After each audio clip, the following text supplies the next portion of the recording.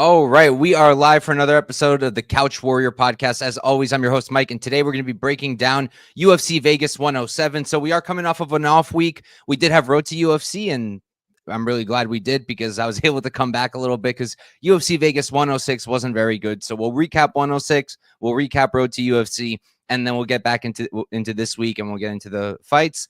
Right now, we got McMuffin in the chat. What's up, McMuffin? We will get into it real soon. All right, let's do a quick recap. So UFC Vegas 106 was terrible. Missed every single bet. Had a half unit on Gilbert Burns at plus 600. No value there. Had a unit on Stoltzfus money line that lost, and had Stoltzfus decision for another unit at plus 700 that lost as well. Tinaar Lisboa plus 145 for a unit was a bad bet. Del Valle round 3 decision minus 115 lost on that because he got an earlier finish. And then I also had Reed by decision for a quarter unit at plus 750, which whiffed, and Torres knockout round 3, or that was Pennington or Tisha Torres plus 3,000 for 0.1 units. So total loss on that was minus 5 units. Bad night, but thankfully was able to kind of bring it back. I think after Road to UFC, I'm only down like less than 0.2 units, which is nice. So we had Namsari Batbayar. That was the only bet for episode 1 of the Road to UFC. That cashed to plus 140. Road to UFC episode 2 had 4 bets. The Midrul Saikia, the guy who fought Agulawi, I got him at plus 550 for a quarter unit. He got destroyed. Chang Min Yoon was a good bet at minus 125 to win 1 unit. And then I lost a unit on Aziz Hyderov. So lost a quarter unit there. Then Road to UFC episode 3, that was really good. Hit all my bets, was 5 out of 5 on picks. That felt nice. Hit King Sulang Rangbo at plus 129 for a unit. Hit on Jaehyun Park at plus 129 for a unit. And then I had a parlay with Simkai and Kit Campbell. That came out to plus 131 for a unit, and that cashed as well. So it was a 3.89 unit profit on Road to UFC 3. And then last but not least, Road to UFC episode 4, I had Sangu Kim. I had him for 2.2 units to win 2 at minus 110. I was pretty confident in him. I felt like Kamiya didn't have much to offer and was gassy and just wouldn't be able to hang, and he wasn't. So that was good. And then G Bin at plus 136 for a unit. Look, I thought he won. Personally, I thought he won, but it is what it is. Like, I'm not going to cry robbery. It was a close fight, and I think it's fine to give it to Zhu. So ended up profiting 1 unit there. Total profit on Road to UFC was 4.89 units. And now we're back for UFC Vegas 107. So I'm gonna bring up the fights now in a second. We got Evan over here. What's up, Evan? You're Randy. Well, now I know. It's hard to keep up with who everybody is on Discord and then YouTube because you guys all got different usernames. And I agree with Local Man Shakes Fists. I would use a little bit cleaner language, but I still agree. Smash that like. All right, let's pull up the fights.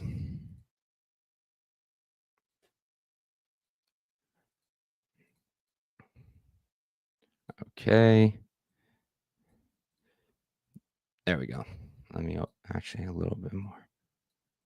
Okay. First fight of the night, we've got Rayanne Dos Santos versus Elise Ardelean. Dos Santos, she's 14-8-0. She's going to be 29 years old. 5'2" with a 62.5-inch reach. On the other side with Ardelean, she's 9-7-0, not the prettiest record. 33, she's 4 years older, and she's going to be 1 inch taller, and she's going to have the same reach. I don't have a ton of interest in this fight at all, personally. I can understand the Ardelean dog shots. I'm considering it. Like, she ended up being a little better than I expected. I know she's lost 2 times against Bannon and against, who was the other one? Melissa Martinez. And like, Melissa Martinez is tricky. She's kind of like her brother with the movement. She's good. She's hard to hit most of the time. And Ardelean landed, what, like 90 times? So, like, the output's there. She seems to have a little bit of pop to her punch. Her striking's fine. It's serviceable. She's very aggressive. Doesn't really have the best grappling offensively or defensively. So I think that's kind of a problem. But the cardio's there. The heart is there. And Rayanne dos Santos, the main problem with her, she's just not separating. She probably should have won both of her last 2 fights, both against Alenkar and against Puja, but she just doesn't separate. She doesn't have a ton of power, doesn't have a lot of finishing upside, doesn't really seem to be hunting for the finish. I think she's a good grappler. Her wrestling's not the best, but it's decent. I think her jiu-jitsu is pretty good. I do think that if she wanted to, she probably could take Ardelean down. I think she probably does have the jiu-jitsu advantage on the ground, but she's just not really finishing down there. And on the feet, it's probably pretty even, honestly. Rayanne dos Santos isn't the greatest striker. Maybe she's a little bit more technical, but Ardelean's probably going to throw more. Ardelean's probably going to be the one at least trying to be on the front foot. I see Rayanne dos Santos as the one who's a little bit more likely to be fighting off her back foot. And for those reasons, if I did bet on it, it would be Ardelean. I haven't done anything yet. I'm not crazy about most bets on the board this week. The underdogs in a few spots are decent, and like plus 245 on Ardelean it's definitely wide. Even if I do think skill for skill, Dos Santos is better. To that extent, I'm not so sure about that. Almost minus 300. I don't really know about that. But I do think she's the better fighter. I think she should win this fight. Probably by decision is the way I'm leaning. But it is dog or pass from a betting perspective. Like I said, I probably won't get there. But if I do, it will be the Ardelean side. Maybe like a half unit money line shot. We'll see. I was thinking maybe decision. But at least on Bet Online, the decision prop is actually worse than the money line. So no point in doing that. And we'll see what domestics give for the decision, but we'll see. As I said, not a lot of interest. If you want my bets, my notes, my breakdowns, that's all going to be behind my Dub Club. The link in the description of this video. It's $10 a month, but you can get a promo code Couch Warrior Pod for 20% off on your first month. But honestly, now that I said that, there is something new coming. Probably going to be a change soon. So maybe don't sign up yet. maybe give it a couple days, because there might be a change in the next couple of days. And if it happens, I will be posting about it. I'm just going to wait before I say too much more about that. What's up, Sev? Smash that like. Yes, indeed. Could Santos sub her? Haymaker asks. I think so. I think that's on the board. What's the sub prop? Plus 500. Like, I definitely think that's on the board. I don't think Ardelean's too good on the ground. I don't think that her jiu-jitsu is that great, and it hasn't really been tested at all. Melissa Martinez is a striker. Shauna Bannon, not the greatest fighter overall, but definitely not the greatest grappler. She did get that finish over Puja with the armbar, but that was more so Puja being even worse on the ground. But yeah, I do think she could get the sub, but I kind of expected a better number than plus 550. All right, let's move on. Next up, we've got Marquel Mederos versus Bolaji Oki. Mederos 10-1-0. He's 28 years old, 5'10" with let's call it a 70-inch reach. On the other side, Oki, he's going to be 9-2-0, 29. He's 1 year older. He's going to be the same height, but he does have a 3-inch reach advantage. If you guys could do me a favor, anybody watching live. So I am not a basketball guy at all, but I've had moderate success so far this year, just waiting until one of the either Knicks or Pacers are big underdogs and just betting on whoever is the big underdog live. It's worked out so far. I can't keep track of the live line because I'm going to be breaking down fights. But if you guys could do me a favor, if either the Knicks or the Pacers hit like plus 400 or plus 500, could you let me know? And I'll put a quick wager. But all right, back to the fights. We got Mederos versus Oki.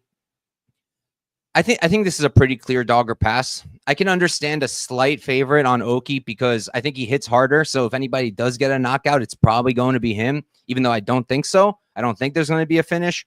If somebody was to get the knockout, I would lean towards it being Oki. And then I think his defense is a little better. So I'll give that to him. And he's probably the more athletic guy. So for those reasons, maybe slight favorite, and maybe his ceiling seems a little bit higher. But even that, I'm not super confident in that statement. And like Mederos is pretty athletic in his own right. So really, I'm only giving Oki the power. And like, I like his defense. Like, he does a good job with range management. He does a good job rolling with the shots that do land. And with Mederos, and like, I did have one thing I didn't like about Oki's defense. Like, he will lean back sometimes, and somebody who can throw a kick off their combo, like Mederos probably can, they could take advantage. But with Mederos, I really don't like how his chin is high off the exit. And we've seen multiple fighters at this point. Quinones, I saw, was able to take advantage. We've seen fighters be able to take advantage and catch him on the feet. Even Hubbard, I think, didn't rock him, but like he hurt him a little bit. because he exits and his chin is up, and Oki could take advantage of that. And so I didn't love that about Mederos' game, but his striking defense numbers are also very high. It's like 63% to Oki's 64%. They both have very good striking defense, at least statistically, but off an eye test, I would say Mederos's is not quite as good as Oki's, and I'll give Oki the power edge. So that's why I think slight favorite Oki's fine. But like I have a few issues with him. Like I don't think his output is very good. Now Mederos has the same problem. Both guys don't throw the highest output. Both guys tend not to separate sometimes, and that's an issue I have with both guys. But only one of them is minus 175. The other one's plus 150. Right? I wouldn't want to back a guy at chalk if I don't think he separates, and I don't think that he really runs away with fights and doesn't throw enough output. But if someone's plus 150, and I feel that way about both of them, I'm a little more tempted than to take the plus 150 shot. I haven't yet. I'm thinking about it. In terms of who I think is the better striker, it's like I really like Oki's jab. I really like the jab. I like that he'll double, triple up on it. I'm always a big fan of that. Good 1-2s down the middle, down the pipe. But sometimes he will throw a little bit wide, and I feel like he doesn't throw enough kicks. He does throw some leg kicks, and they're good. They're heavy. But he doesn't throw them as much as I would want him to. He's definitely not throwing a lot of head or body kicks. In general, he's primarily a headhunter, whereas with Mederos, a lot of it is spread out, right? He'll throw like 15 to the legs, 15 to the body, and then like 30 to the head. And I like to see that. I do like his leg kicks. I think that's a really good weapon of Mederos's. Like I said, both guys haven't, but Mederos is the one who uses it. Mederos overall, he's throwing more kicks. He's mixing it up more. He's not headhunting as much as Oki. So while I give Oki the power, and I like that he doubles up on the jab, and I think the striking's close, I like Mederos' striking a little bit more. I like the fact that he mixes it up a little bit more. I like the knees and the elbows that he'll mix in the clinch or when he's up close. I think those are a really good weapon. So and I feel like even though Oki has the reach advantage, I feel like Mederos strikes a little bit longer, but I could be wrong about that assessment. So I think it's pretty damn close on the feet. I think you can give certain advantages to both guys.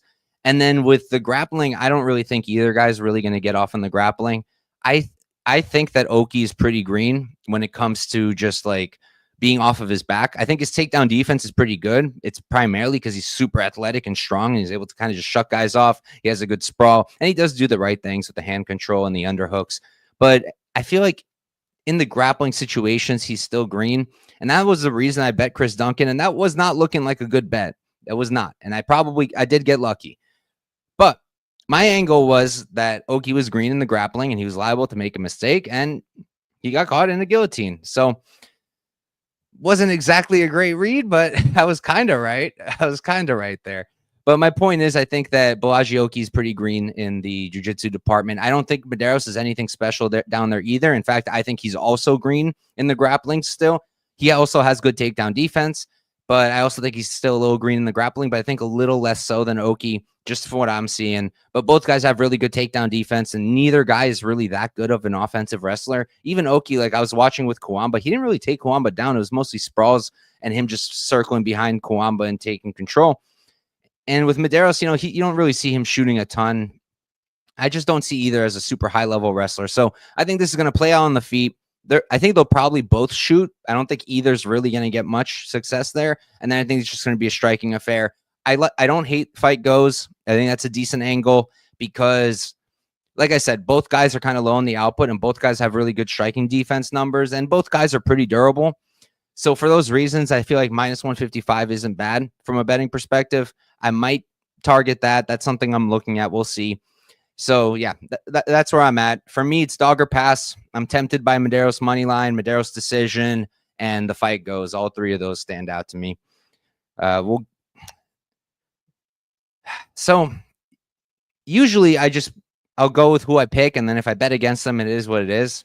I'm talking about for the Tapology pick, but like these days, if I'm leaning towards the favorite, but I'm saying it's dog or pass, and I might end up betting on the dog, I've been kind of just going with the other side. So you know what? We're going to pick Mederos outright. We'll go that way. All right, let me catch up with the chat because you guys have been active. McMuffin said, oh, he's talking about my NBA live betting. Yeah, I mean, I don't know much. So I'll fade that one guy who, I forget his name, but he says like the Mega Mortal Max stuff. Like, I believe in Jinx, so that's the only reason I fade him. I don't know much about him. I just know that his confidence is way too high and he doesn't often hit. So when I see Mortal Max, I'll throw a little bit on the other side. And my other betting angle for sports I don't know is for something like basketball or NFL. If the line is super wide on this during live and there's like on the live odds and there's still a good amount of time left in the game, sometimes I'll throw a little bit on that too. Haymaker saying past fight. I believe he's talking about Mederos Oki. Dravi saying amazing card. Isn't it better than no card? Yeah, I mean, better than no card. And, you know, it's at the Apex. So my guy Guru is somewhere punching the air right now from Chronic Combat Conversations, not the other Guru. But yeah, I'm cool with it. It's not the best card in the world, but I don't even think I'm going to be able to watch live this week. Mederos' entire amateur career was him offensive grappling cans. Yeah, I mean, look, and I think somebody mentioned it here that Marquel is at MMA Lab. I like that a lot. Now, I feel like MMA Lab, at least from what I know, doesn't have too many like really high level 155ers, but I mean, it's a really good gym, and the lower weight guys like Sean O'Malley's there, Marcus McGee's over there, Kyler Phillips is over there. They've got a really, really good camp. So I do like that he's at MMA Lab, especially because Factory X had all that drama going on. I still don't know exactly what it was, but yeah. And then Oki's at Extreme Couture, so he's at a good gym too. But I do like the MMA Lab switch up for Mederos. But I think he was already there for the Hubbard fight. McMuffin agreeing that it goes to decision. No, brother, I don't think any fun prop bets on this one. Definitely not on this one. What's up, Drone Rookie? Yell right back at you. But okay. Next up, we've got Andreas Gustafsson versus Trevin Giles. Gustafsson, he's 11-2-0. He's going to be 34 years old, 6 feet tall with a 74-inch reach. On the other side, you got Trevin Giles. He's 16-7-0, 32. So he's actually 2 years younger. He's going to be the same height, and he's going to have the same reach. Now, Giles is coming on short notice. Gustafsson was originally supposed to fight. Who's he supposed to fight? It was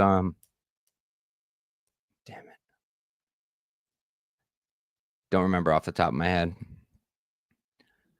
Trying to remember as I pull it up now. I'm not going to. It was Jeremiah Wells he was supposed to fight, which would have been kind of interesting. I had a different take from most people on that one, but yeah, so he was supposed to fight Jeremiah Wells. In comes in Trevin Giles, I think on a week or two notice. And personally, I lean towards the Giles side. I'm not like dying to play the money line just because Giles, A, he's on short notice, and B, even at the best of times, he doesn't tend to separate, even in his wins. So because of that, I'm not like running to the window to do it, but I can't really make a ton of sense of Gustafsson being minus 155 or even really being much of a favorite outside of maybe like minus 125.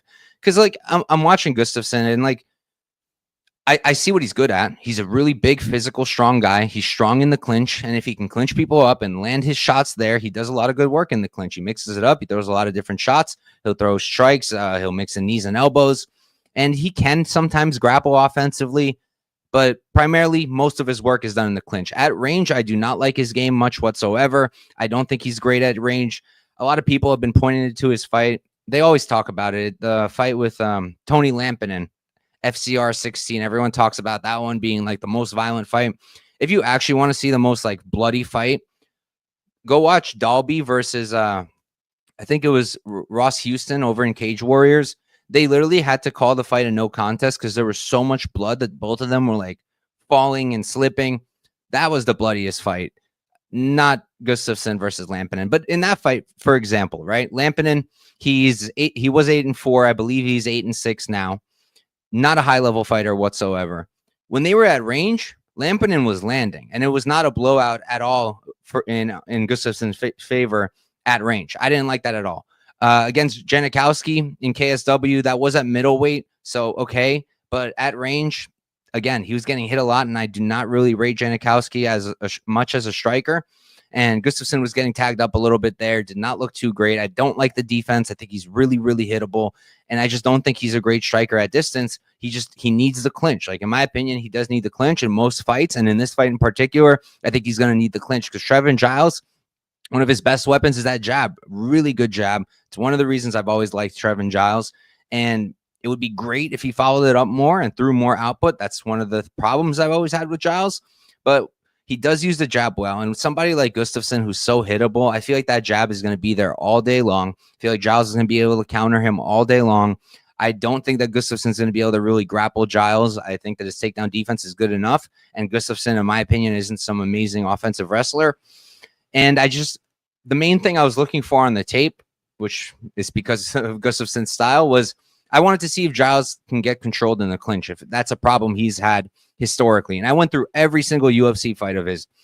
I mean, of course, there's been moments where he's been clinched for 30 seconds a minute, but he hasn't really been clinched up by anybody for a solid period of time outside of Roman Dolidze. And Roman Dolidze, guy who's fought at 205, a guy who I think is bigger and more physical than, honestly, they're probably close, but Gustafsson's maybe like close to him in like thickness. But size-wise, I'm pretty sure Dolidze is quite a bit bigger, or a decent bit bigger at least. So Dolidze was able to do it, I think, for around like 3 minutes, something like that. Don't quote me. Maybe that means Gustafsson can do it. But what I took from it was that Giles is not the easiest person to clinch up and keep there. So I don't necessarily think that Gustafsson's going to be able to do it for a long period of time in the fight. So yeah, for me, it's Giles. I like Giles to win. I might get to a money line, or I might target something else. And yeah, that's really it for this one.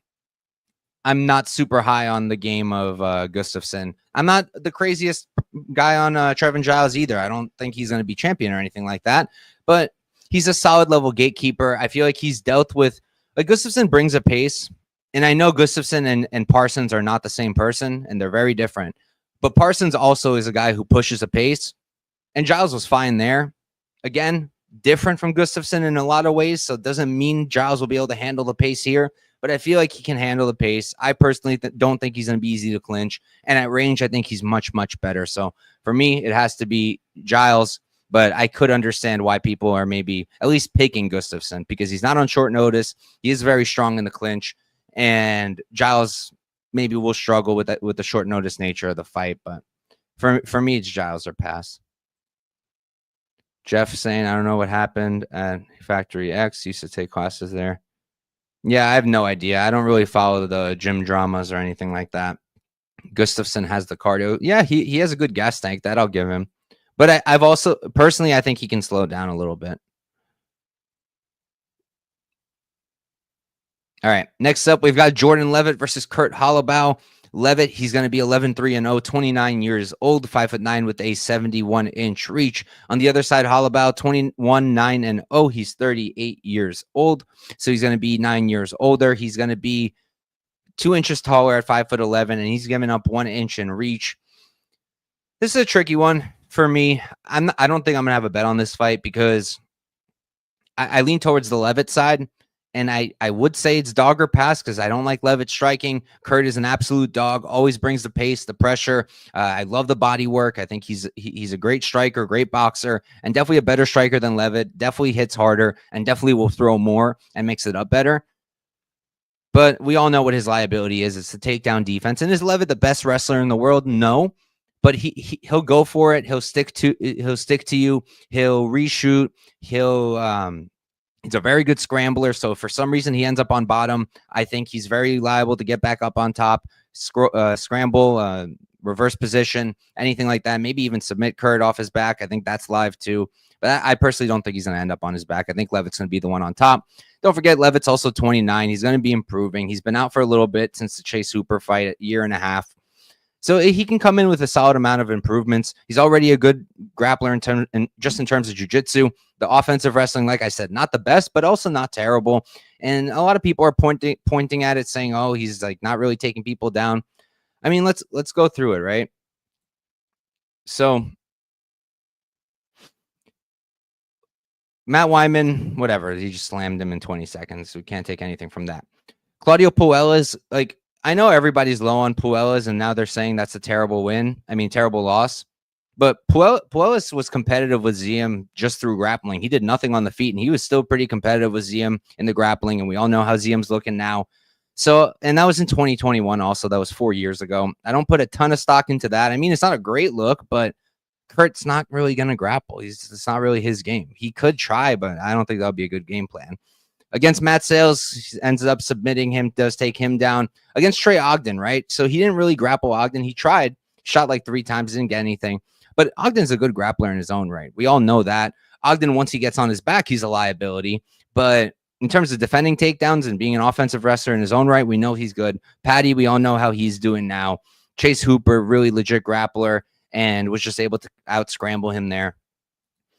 So, like, he hasn't really had, and against Patty, he was the one who landed more takedowns, right? So, I do think he has more wrestling than people are giving him credit to. I think he has a lot of top time upside here. I think everybody recognizes that because of the game of Kurt. Like I said, Kurt's takedown defense is not the best, and he's also a bit too happy to be off of his back sometimes because he knows he's dangerous too. But like his triangle is not going to work on Leavitt, I don't think. And it's really hard to win minutes off of your back. It's possible. We're going to be talking about somebody soon who has done it in Nascimento, but it's not easy. And while I really don't like Leavitt striking, like against Ogden, he landed what, like 60 something significant strikes, and I think 50 something of them were leg kicks. So I don't really love his striking. I definitely don't think he should be striking with Kurt here. If they end up on the feet for 15 minutes and for some reason Leavitt's not taking him down, I imagine Kurt's probably going to be hurting him. But Leavitt also does a pretty good job like keeping the range, managing his distance. So honestly, maybe it won't be like that. Maybe Kurt won't even be able to really find him all that much. So I don't know. There's too many what ifs for me in this one. I do lean towards the Leavitt side a decent bit. It's not even really a dog or pass for me. I don't really want to bet Kurt here, but I'm not interested in laying minus 180 on Jordan Leavitt either. If I had gotten to it early, I'm seeing minus 120 opener. That would have been cool, but I'm imagining that wasn't there for very long. It appears it was there for maybe like 5 minutes. But all right, we can move on. We'll go Leavitt, and we'll go Leavitt by decision. I feel like the over is not that's a lot chalkier than I thought it was. Minus 170. Fight goes isn't bad at minus 130. I do think it's possible Leavitt finishes Kurt, but I lean towards no. So fight goes at minus 130 is not bad. Leavitt decision isn't bad either, but I feel like I would want better than plus 135. All right, next up, we've got Allan Nascimento versus Jafel Filho. Nascimento, he's going to be 26-0, 33 years old, 5'8" with a 70-inch reach. Filho, 16-3-0. He's 32, so he's 1 year younger. He's going to be 1 inch shorter, and he's going to have a 1 inch reach disadvantage. This is a really tricky fight for me. I'm not super confident. It was a fight that one of the first fights I taped and the first fight on my list to retape because I don't really feel super confident in my read. Now, with the line the way it is now, I don't have any interest. Had I gotten to the early Nascimento numbers, like minus 120, minus 125, I would have played it. After tape, I would have played it, but by the time I got there, it was too late. It's a tricky one for me. I mean, it's hard to get behind Nascimento at any kind of chalk because he's been out for 2 years. He's been out ever since the Carlos Hernandez fight, 2 years and 4 months. I'm not positive what it was, whether it was injury or whatever, but I know that he has pulled out of a couple fights. I'm pretty sure about that. So that's always a concern for me. You guys know I don't like inactivity. I do worry when people are out for a while, how they're going to come back. I do believe in ring rust. And Filho, he's been a bit more active. He's not the most active guy either. Like the Ode fight was a year ago. Before that, Barber is a year and 9 months. Like he's not super active either, and the Ode fight was super short, and the Barres fight was relatively short. So it's not like he's getting a ton of fight time either. In the UFC, I would imagine Nascimento has more fight time because he's been to the Hadley was a decision against Tagir. He lost the decision, right? And then Hernandez, he submitted. But yeah, for me here, I have to lean towards Nascimento, mostly based off of size, and I just think he's the better striker. I don't think he's that great of a striker, but I think that he's got more tools than Filho does. I think that his output is better than Filho's, and I'm not super high on Filho's striking, and both guys are hittable. They both don't have great defense, but I feel like Filho's more hittable, and I feel like Filho doesn't react to shots very well. The Barres fight, Barres hits hard, but that was I was on Filho in that fight, and I felt terrible about that bet until he got the submission. Then I was like, nice. But that was a concerning look. I worry about how he can take shots, and we've seen Nascimento in wars before. His fight with Paiva on the Contender Series is many years ago, but it was an awesome fight where he actually outlanded Paiva through, I think, landed over 100 significant strikes. So we know he can put out that kind of output. I think he can mix in some knees and elbows here and there in the clinch. I think he's just he has solid kicks too. Filho's decent with the hands, and he has a little bit of power. a decent bit of power, honestly. But overall, I don't rate his striking super highly. I think Nascimento is just going to do more and is a little bit more likely to hurt Filho. I think he's more durable than Filho too. And then in terms of the grappling, like neither guy has great takedown defense. I haven't seen Filho's tested as much as Nascimento's. Really just the Makhachev fight where Makhachev shot, I think, I don't know how many times. He shot many times. I think he landed a little over half or around half. And he was able to control Filho quite a bit. But Makhachev, we know, even though he got cut from the UFC, very high-level wrestler, very good grappler. And I don't think Nascimento's like the best wrestler in the world. So realistically, who do I think is more likely to land takedowns? It's probably Filho. And we've seen Nascimento be a little bit too happy to play off of his back too. So that's a little bit of a concern, but he is a really good scrambler. He can take the back off, like just off of his scrambles. Once he takes the back, he's really hard to get off of you. So is Filho, to be fair. Like it's a really close fight. They have a very similar skill set. I just have to go with the guy who I think is a little bit bigger, a little bit more physical, and is more durable and will do more in the striking. But it's not really enough for me to get involved at minus 155, minus 160 when, like I said, he's probably the one who's more likely to end up on his back and probably the one who's more likely to get stuck there out of the two of them. So pick is Nascimento. I'll actually lean towards a decision because I think their grappling is going to cancel out, and I don't really think either guy's going to get the knockout. So I'm curious in a few things. Fight goes minus 135. Not bad, but also a little stressful. What's Nascimento decision plus 125? What's his knockout? Because that's sneaky. His knockout's plus 1,300. I didn't think of that one before, but who has he knocked out anybody? He has one knockout win. That's why, I guess. Like, he can hit pretty hard. And Filho's been rocked. Never been knocked out, but he's been rocked. Barber's rocked him, what, 3 times? Knocked him down like twice? That might be a long shot. That might be a long shot play I do. I honestly don't hate that for Nascimento. We'll see. All right, moving on. Next up, we've got a fight that I'm more than likely not going to have a bet on. There's like maybe one that I'm considering also a long shot, but I don't think the price is that good. We'll check it out. I'm actually checking it out now because I want to know before I talk about it. All right, so I think domestics will give us a good number, but all right, next up we got Zach Reese versus Dusko Todorivic, and we are up to the main card. Zach Reese, 8-2-0, 31 years old, 6'4" with a 77-inch reach. Todorivic, 12-5-0. He's 31 as well. Going to be 3 inches shorter though, and he's given up 3 inches in reach. Evan saying he will not tolerate any Zach Reese slander. Then you're at the wrong show. Look, I bet on Zach Reese once. I bet on him against Aronov on the Contender Series back when me and Wiz used to do our Dana White's Contender Series show.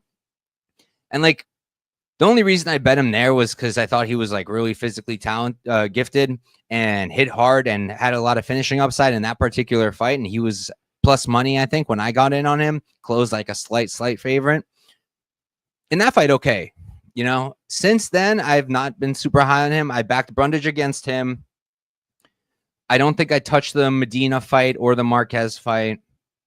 And then I did lay the chalk on Bakov. I think I played like minus 170 something to win 1 unit. Like, I'm not crazy about Dusko either, but he's not the one who's minus 280 in this fight. I just feel like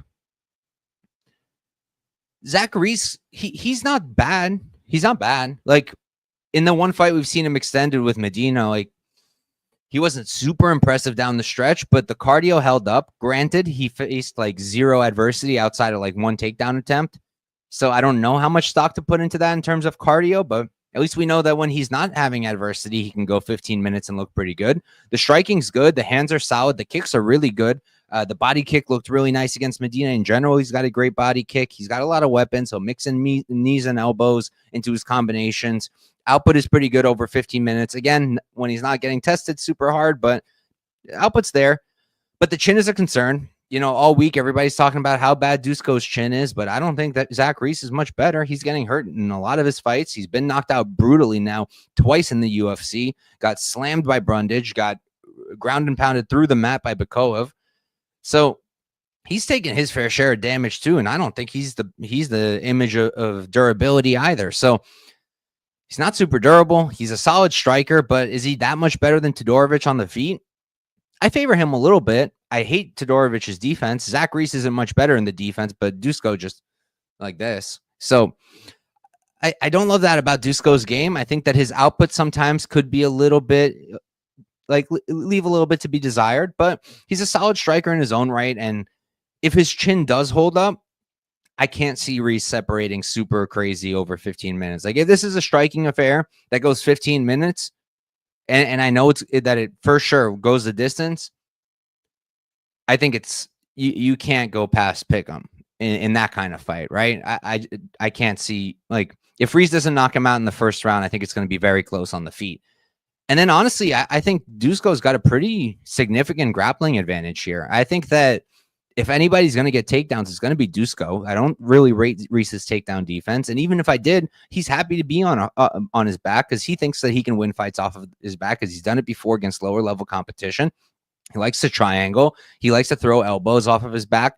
And again, sometimes that can work to win minutes, but if you're not going to get the finish, you're probably going to lose the minutes, and you're probably going to lose the round if that's all you did that round. So, and Dusko, he's not a D1 wrestler, but he's actually a pretty decent wrestler. He can land takedowns. His control is good, and his jiu-jitsu is pretty damn solid. I think it's better than Reese's. So, personally, this is clearly Dusko or pass. I have not played it just because, like, I don't love his defense. I don't love his durability either. And yeah, of course, Reese can explode and knock him out in the first round. That's definitely possible. So I'm not dying to get behind plus 200, but I do think he's the side. I really do think that, like, I don't think it should be much wider than, like, maybe Reese minus 125, maybe. And that's just based off of, like, recent form for Dusko and his defense. This is too wide. And, like, based off of my capping, what I'm telling you guys right now, I should be playing Dusko. I really should. But I just don't want to lose money on him getting knocked out. I really don't. I'm going to see. Maybe Dusko live bet. Maybe if the line improves, maybe a Dusko money line. Maybe something like a Dusko round 3 decision could be sneaky because I know a lot of people don't think this is going to a decision. I think it could, personally. I know they both have durability concerns, but if Dusko's getting takedowns, I think this could go the distance. What's Dusko by decision? So Todorivic by decision is plus 750. Fight goes is plus 400. And then Dusko round 3 decision, if I had to guess, it's going to be like somewhere between plus 300 and plus 400. Interesting. Those are my thoughts. And then I'll be thinking about, like, maybe Dusko round 2-3 submission. I think that could be a good look. I guess maybe the over 1.5 plus 150. Nah, that's not wide enough because Reese can definitely come out here and knock out Dusko in the first round. Like, that's definitely a possibility. But Dusko can knock him out too. I just don't think it'll be early. I think it'll be a little bit later if it comes from Dusko. And I think if Dusko does finish, I lean towards submission over knockout. What's Dusko's submission prop? Plus 950. I'm going to be on something. I'm going to be on some kind of variations of Dusko grappling upside and possible anti-violence. Who am I going to pick to win? I feel like if I pick Dusko, I have to play him. But I really feel like Dusko's the better fighter. Okay. Fine. That's what we're going with. Don't hate the player, hate the game. Let me catch up with the chat before we move on officially. I guess I am going to have to play Dusko, aren't I? McMuffin saying fight not to go minus, I don't even know how many zeros that is. Man, I'm telling you, there's definitely some possible decision upside for Dusko. Yeah, I mean, maybe he'll be done with it, but I'm not sold on the fight IQ, personally. Is under 1.5 minus 188 hitting. I mean, it's not a bad bet. It's probably a decent bet. I don't like under 1.5s. I'm personally not good at them. So you don't have to put much stock into what I say. They're definitely not my strong suit. but I lean towards the over. That's just where my brain's going, because I feel like the under's kind of predicated on Reese, at least the early under. Round 2, Dusko could find a finish, but I feel like early it's mostly going to be Reese on the gas pedal. So I just feel like it's kind of correlated to him, you know?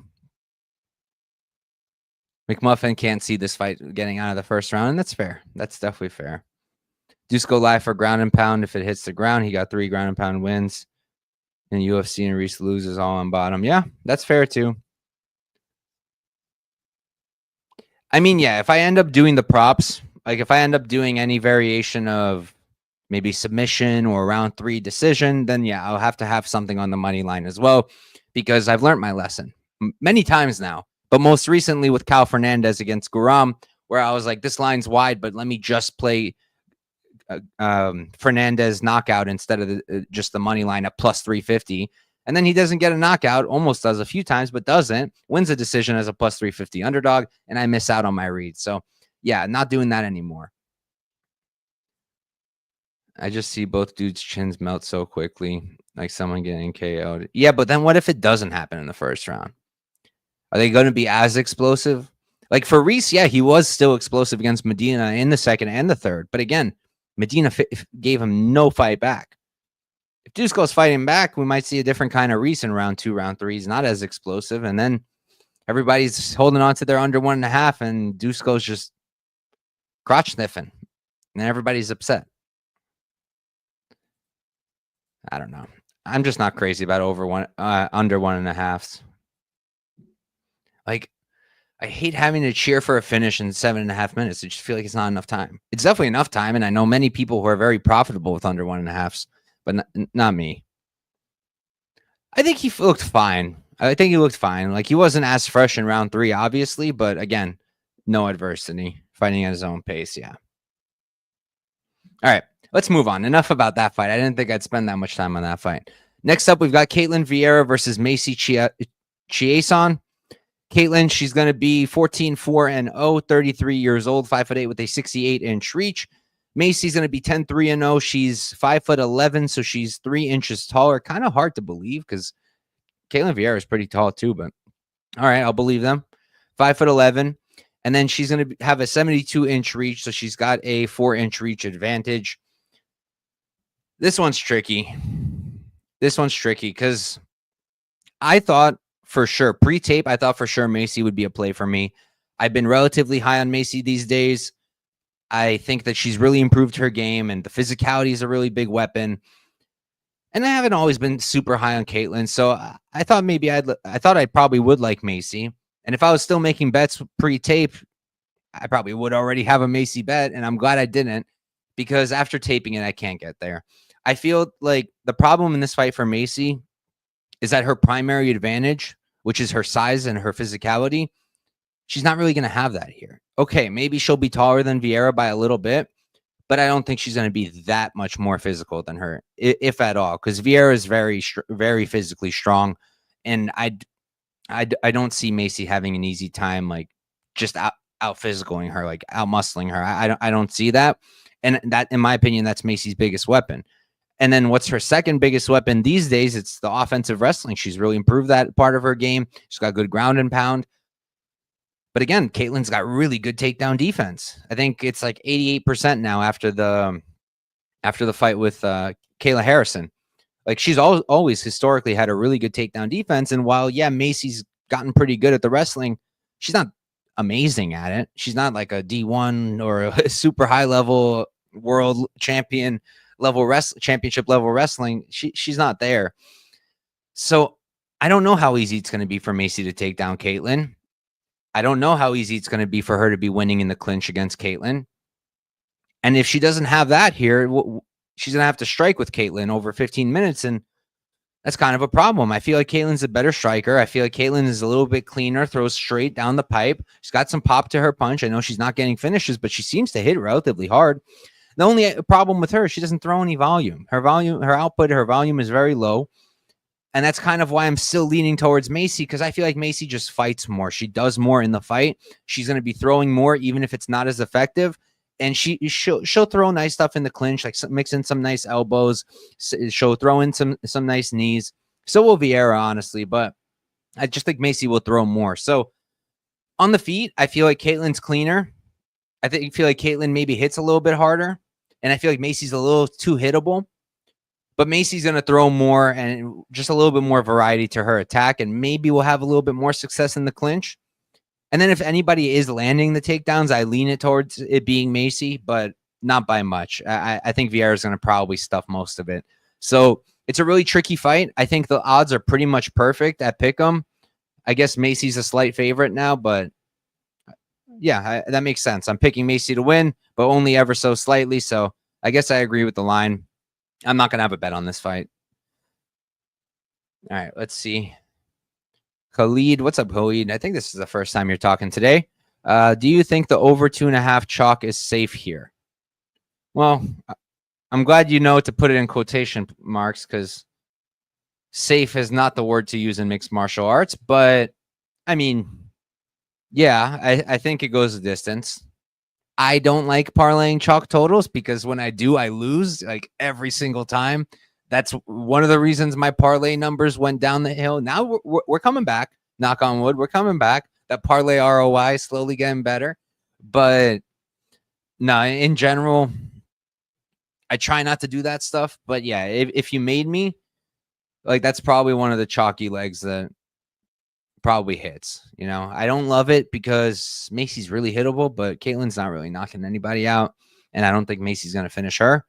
So, like, you're probably fine. Minus 300. That's what? Let me get I should know this by heart at this point. I want to say that's 80. No, yeah, I want to say that's 80%, but 75. Okay. Yeah, like, there might even be some value, honestly, at minus 300 for fight goes, but it's not really a play I want to make personally. Yeah, like, I'll play totals if they're not chalky or plus money, and sometimes I'll still parlay them, but I'm trying to be really careful there, really careful.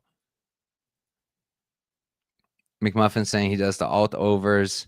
Yeah, I had a phase. I had an alt totals phase where I would parlay like 3 or 4 of those over 1.5s at like minus 500. They're fun until you realize like they're not profitable. They're not. You have to put like what, 3 legs just to get even close to plus money usually, and sometimes that's not enough. And then you got to lay a full unit at least on that. I don't think it's a profitable endeavor. At least it wasn't for me when I tried it out. All right, next up we've got Dustin Jacoby versus Bruno Lopes. Jacoby, he's going to be he's 29-1, 37 years old, 6'3" with a 76-inch reach.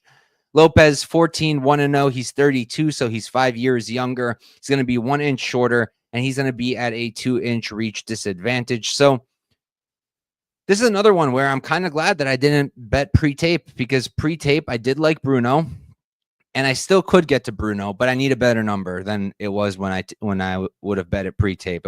It was like plus 150 then. Now it's plus 160, and after taping, I feel like I needed to go a little bit wider because, look, yeah, Jacoby's 37, and yes, maybe his durability is going a little bit, but man, he took some big shots from Petrino. I think it was in round 3 before he knocked Petrino out. He ate a huge knee. And if he was chinny, that would probably put him away, and it didn't. So I'm not ready to say his chin's gone. It's definitely not as good as it used to be, but I feel like it's probably still there for the most part. His takedown defense still appears to be really good. His get-ups still appear to be good. He's going to get slower as the age goes on. The durability will continue to decline as he takes these big shots at light heavyweight against some really hard hitters. But overall, he's still really good. You know, he's still a great kickboxer, mixes it up really well with the hands and the kicks. He's always been a really good leg kicker. He'll mix up targets with the legs. He'll mix up targets with the hands, mixes it all together into his combinations. Generally has really good output. Didn't against Petrino, but Petrino hits really hard. I think he was just trying to be careful after getting knocked out by Dominic Reyes. So I think that's more so why he was lower output in that fight.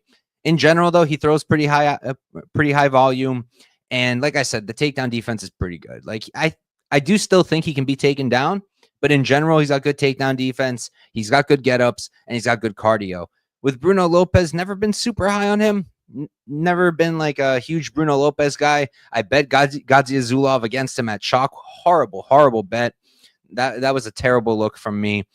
And Bruno Lopez, he looked solid there. Like, he didn't look amazing. He looked slow. He looked plotty. He continued to look hittable with that chin up in the air. But the striking was pretty good. He's competitive. The hands are solid. He's got good heavy leg kicks. And the wrestling's good. Like Gadzia Zulov, I know everybody loves to hate on the guy, especially now. But he's a decent wrestler. He's a pretty good wrestler coming out of a good grappling camp.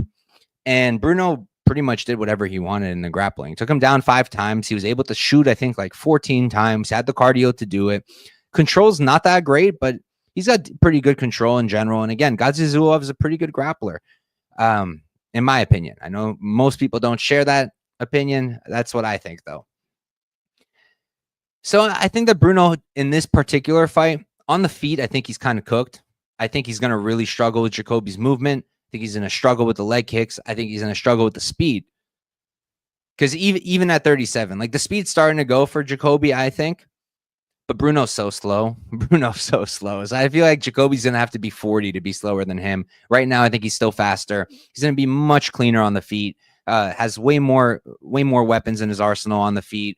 Will have much higher output, better movement, better defense. Honestly, might have the better chin. That's debatable.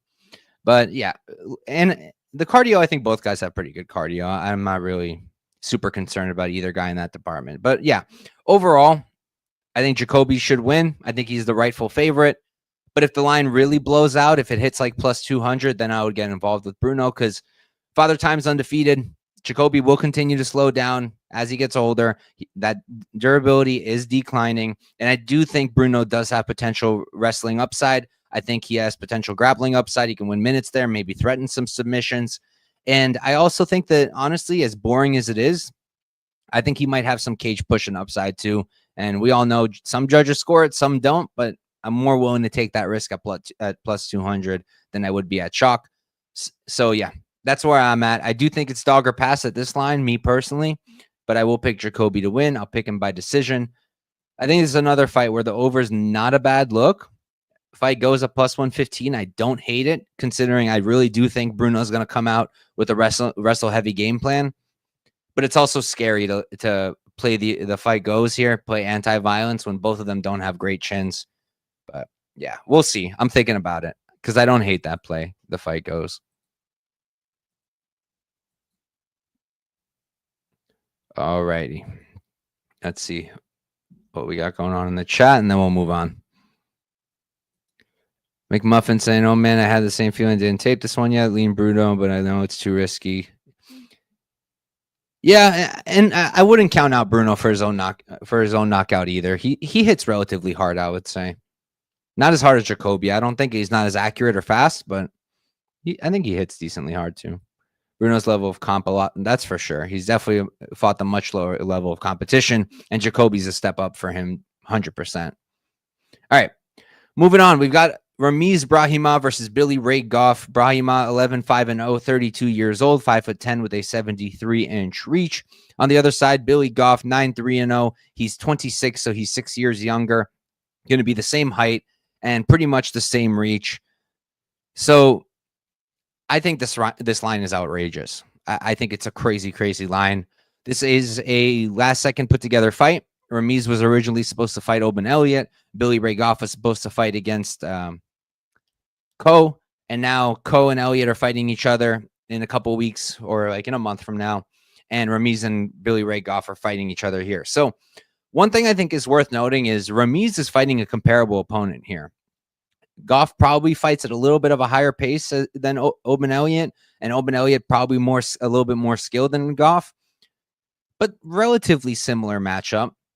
Whereas for Goff, this is a very different matchup. Ko is not a major grappler or major threat on the ground. He's a pretty well-rounded dude. Maybe a better striker than Ramiz, but not a better grappler than Ramiz, in my opinion. And I'm not sure that Goff has really faced a grappler of Ramiz's caliber. And we've seen him in some bad grappling positions. We've seen him against Jason Sumter. He got taken down there. I believe he had his back taken. I know that Ramirez isn't the greatest wrestler on planet Earth, but like I want to go through the fights for Ramirez. So the Max Griffin fight, right? That was his debut back in 2020. I remember that fight because if you guys didn't watch it, watch it. Ramirez's ear is literally coming off of his head because of the elbows for Max Griffin. But there, Ramirez didn't even shoot. Bad game plan, but I can chalk that up to UFC jitters. Then he submits Palatnikov for whatever. Court McGee, right? Not able to out-grapple him at all. But Court McGee's always been a great counter-grappler. That's always been a thing. And that was also before Court McGee was like 40. That was 2022, right? So that was 3 years ago. Then Michael Gilmore runs through him. We can throw that out the window. Themba completely out-grapples him. That is not the best look, but Themba's also completely different matchup from Goff here. Completely different physique, different style of fighting. So I just don't think you can take too much from that one. And then against Mickey Gall, he doesn't need the takedown because he just knocks him out and looks pretty good doing it, honestly. So I'm not ready to say he's a bad wrestler. I'm not ready to say like he doesn't wrestle as much as he should. I think most of the time he does grapple, and he does grapple when he should. My main problem with Ramirez is his cardio. His cardio is definitely not great. Again, haven't really seen it tested since Themba, and that was 2024, and Themba kind of just threw him around. But yeah, in general, his cardio is not that great. Maybe it's better now, maybe it's getting better, but that's definitely a concern, and that's why you have to make Goff the favorite, in my opinion. He's definitely the rightful favorite. I think the line's wrong, but I also think Goff is the rightful favorite because, I mean, clearly if this fight gets extended, Goff will be favored. It'll be favorable for Goff. Goff will throw a lot more volume, mixes it up much better on the feet. He's not some high-level striker either, but he just throws a lot. He's always in your face. He hits pretty hard. He'll target the body well. And I like the guy. I love Goff. He's got that dog in him. He'll fight for your money. But I just don't think he can be minus 340 at this stage of his career against somebody in Ramirez who is pretty dangerous. On the feet, skill for skill, Goff is probably better, but like I don't think it's going to look like a blowout technique-wise. Again, as the fight progresses, Goff will just throw more and have the better cardio. But early, I don't think he's going to look that much of a better striker. And I'm not convinced that he can stuff the takedowns. And I'm not convinced that if the fight hits the mat, he won't be in trouble, at least early. So I think there's probably some value on the Ramirez money line. I'm going to wait and see how hard Goff gets steamed, and then maybe I'll get involved. And then the early numbers on Ramirez, I'm checking those out. Like round one sub is plus 1,000 right now on BetOnline. I don't love that. I kind of want better than that. But for what is probably close to his money line, that's not bad. But I'm hoping for better from domestic books. Either way, it's dog or pass for me. I'll lean towards Goff, and we'll go with Goff TKO in round number 3. But the lines on that are terrible. I think his round 3 is like plus 500. What's his round 3 KO? Goff round 3 KO is plus 6. Like the lines are just not good enough. It has to be Ramirez or pass for me. All right, before we move on to the next fight, let's see what we got in the chat. Duo saying plus 375 opener on Ramirez. That's nuts, man. If you got that, I think you made a good bet, personally. McMuffin Ramirez sub seems like his only. Yeah, I mean, I don't want to completely count him out in other methods. I do lean towards the sub being probably his best path and his most likely path, but it's MMA. You can't count out anything. And a plus 275, like you said earlier, probably shouldn't get too fancy with it. Let's see what else. Honestly, Goff cardio isn't good. Was completely death. He was tired against Waters. He was, to be fair. But also, to be fair to Goff, he had to chase Waters because Waters is long and rangy. And he's not really going to have to do that against Ramirez. But he might have to grapple against Ramirez. So maybe he will get tired. Ramirez round 1 sub is his prop for his style of fighting. Yeah, I mean, I'm definitely probably going to have a sprinkle on that. But might have to do the money line too. We'll see. What's up, MMA Clips? MMA Clips on Twitter, not doing anything, but had to go on YouTube to hit the like button. How are we doing on likes? Let me check it out. All right, let's see. Why is my video not popping up on the front page, huh?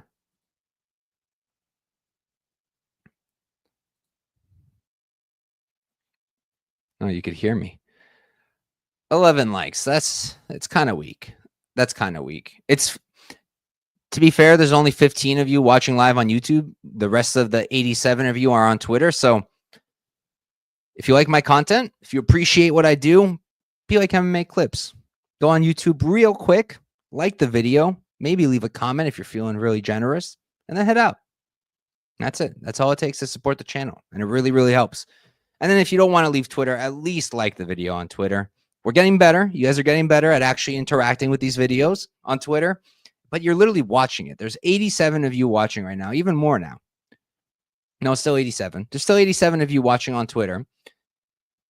I'll bet money there's not more than 5 likes. There's no way. So like it up, comment on Twitter. Why not? It's easy. It's right there. And you can retweet it too. Help me out. But all right, let's move on.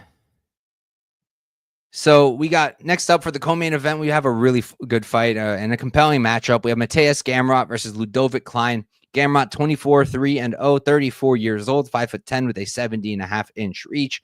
Klein 23-4-1. He's 30. He's 4 years younger. He's 3 inches shorter, and he's going to have a 2-inch reach advantage. So, look, I love Klein. I've been super high on Klein. I've been high on his comeback.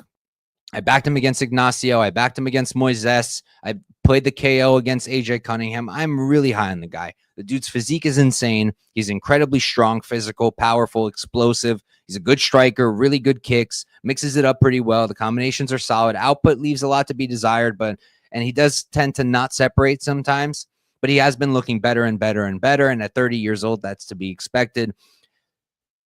And, you know, the takedown defense has looked really good.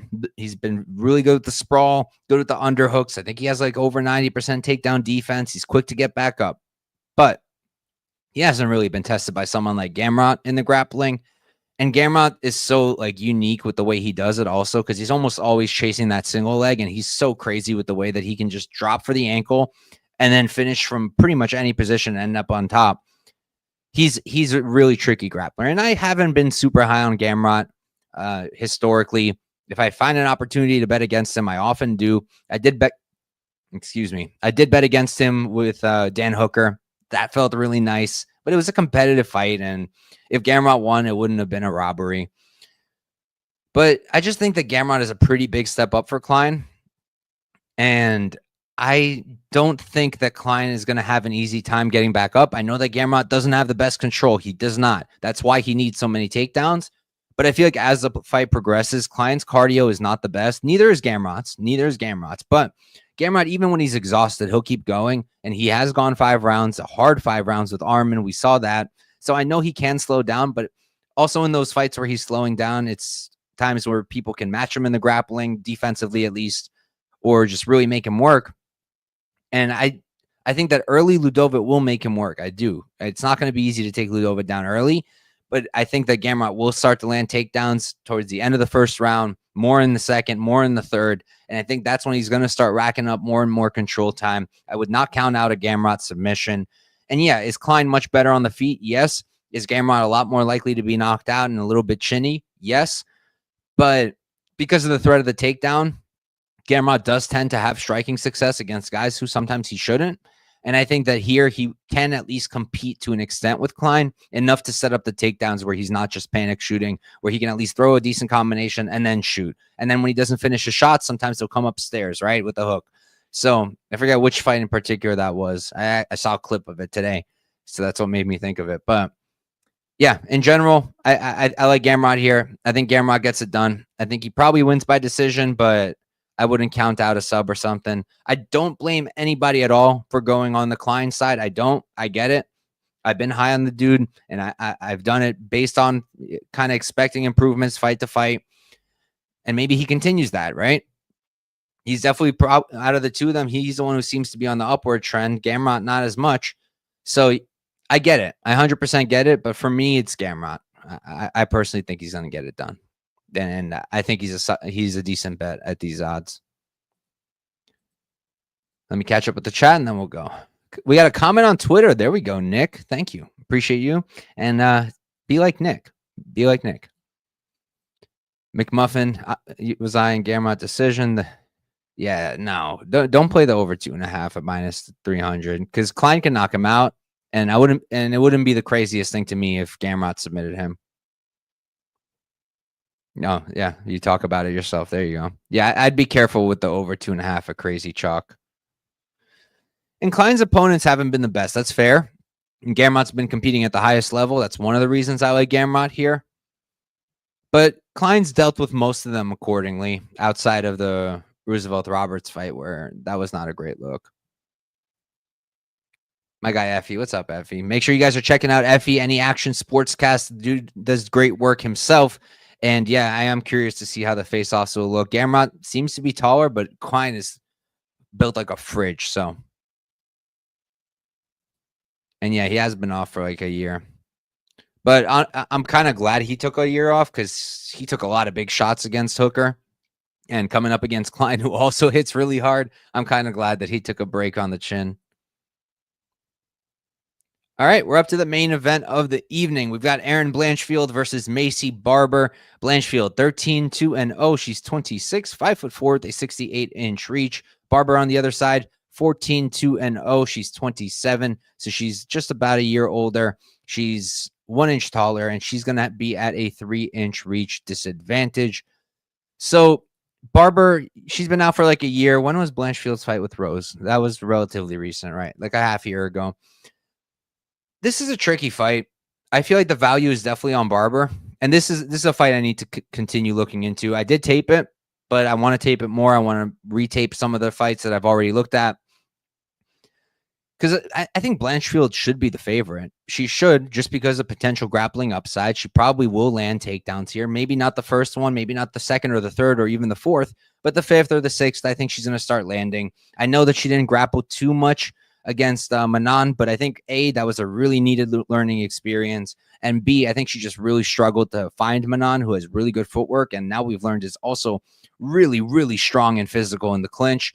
So I can understand now why Blanchfield wasn't clinching up with her and trying to shoot more. She's going to shoot, and I think she's going to get it. And I think as the fight goes on, it's going to get easier and easier. And I do think she's going to get control, and I do think she's more likely to finish probably with a submission later in the fight. So I think Blanchfield's a rightful favorite, but the line seems a bit much. Like if Blanchfield deviates from the plan at all and stands with Barber, like Barber's a better striker. Barber hits way harder. Barber's an absolute dog. She throws a ton of volume. She's going to put you on your back foot.